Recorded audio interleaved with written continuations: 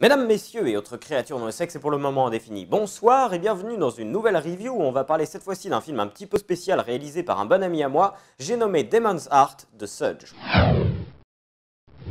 Mais tout d'abord, qui est Sudge? Sudge est un bon ami à moi, comme je le disais il y a quelques instants, qui a notamment fait le générique d'introduction de ma seconde chaîne, mais qui est également l'un des deux truquistes ayant travaillé sur Suite et Reboot, mon tout premier court-métrage. Cependant, son parcours ne tourne pas autour de moi, fort heureusement pour lui, puisqu'il est également à l'origine du film Pride, un machinima d'1h30 tournant autour du jeu World of Warcraft, et dont Demon's Heart est une sorte de suite.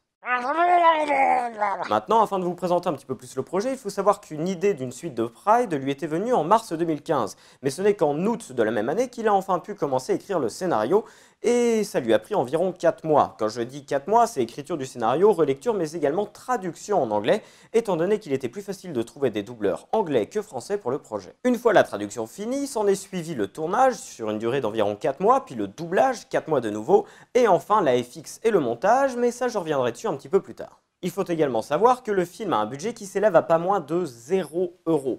Ce qui justifie pourquoi le réalisateur s'est trouvé à faire un petit peu tout sur le projet, car en effet il est assez difficile de trouver notamment un mixeur son qui accepterait de travailler sur un projet d'1h30 et ce pour pas un seul copec.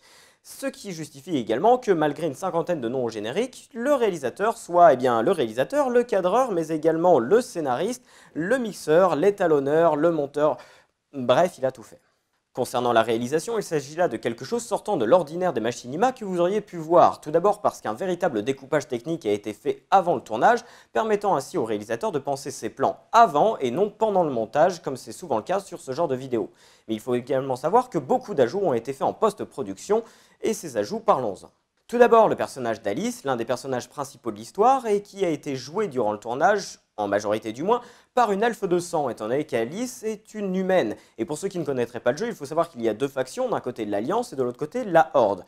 Et ici, tous les personnages appartiennent à la Horde, là où les humains appartiennent à l'Alliance. Et du coup, il serait dur de tourner in-game une partie du film avec une humaine qui se balade au milieu de la Horde.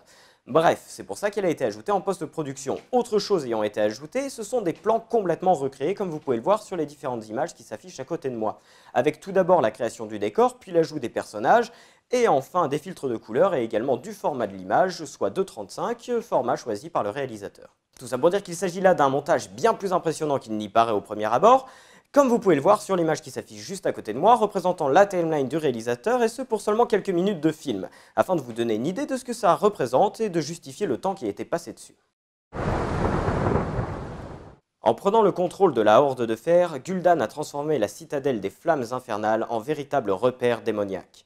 Alors que tout espoir semblait perdu, l'archimage Kagdar a constitué une équipe d'aventuriers afin d'en finir une bonne fois pour toutes avec le démoniste. Des vétérans du combat, parmi eux Sudge, démoniste émérite au service de la Dame Noire. Qui de mieux qualifié pour cette mission que l'un des premiers à avoir affronté Gul'dan lors des premières guerres, tout du moins de son vivant.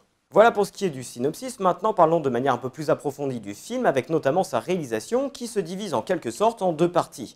D'une partie, les moments scénarisés où les personnages vont se parler les uns aux autres, et d'une deuxième, des combats de raids qui seront filmés de manière un petit peu différente. Et ce pour la simple et bonne raison que le film a été prévu à la base pour présenter de manière scénarisée des raids du jeu.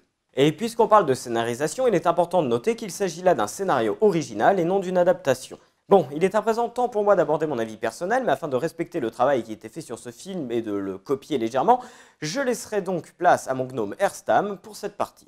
S'il y a bien une chose qu'Axel admire chez cet homme, en plus de son talent indéniable pour les effets spéciaux, c'est sa façon de réussir à faire une autocritique de ses propres œuvres, et ce peu importe le temps qu'il ait passé dessus. En effet, alors que mon créateur s'apprêtait à revenir vers lui pour lui dire qu'il n'était pas fan du scénario, car un petit peu trop cliché ou bateau, c'est Sudge lui-même qui a abordé la chose à la fin de la projection de son film en avant-première, en disant qu'il n'était pas fan du scénario non plus avec un petit peu de recul, mais qu'hélas, une fois que celui-ci avait été validé et que la suite du projet s'était mise en marche, il était trop tard pour revenir dessus.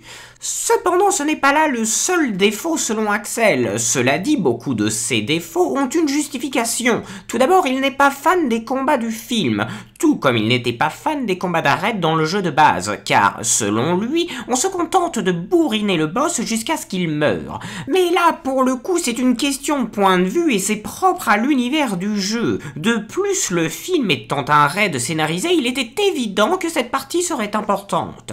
Autre défaut selon lui, l'animation des personnages qui se retrouve assez limitée à cause du peu d'animation disponible dans le jeu de base, donnant lieu à des discussions un petit peu longuettes où les personnages répètent le même geste encore et encore. Un petit peu comme maintenant, sauf que là, vu qu'il n'est pas doué pour les machinimas, c'est bien pire. Mais surtout, le plus gros défaut reste selon lui les sons de combat d'arène où sont absents tous les bruits d'attaque, ce qui est assez perturbant car les sorts volent de tous les côtés mais on ne les entend pas. Cependant, encore une fois, il ne peut pas vraiment reprocher la chose au créateur du film, puisqu'il a tout fait tout seul ou presque, et que, encore une fois, il le dit lui-même, il aurait aimé trouver un vrai mixeur son et un vrai bruiteur, mais personne ne voulait le faire gratuitement vu la dose de travail. En clair, il s'agit là d'une idée ambitieuse portée par un seul homme. Et si vous aimez les machinimas, eh bien allez donc y jeter un coup d'œil. Ce sera tout pour cette analyse en espérant que cette dernière vous aura plu. Sur ce, je vous salue.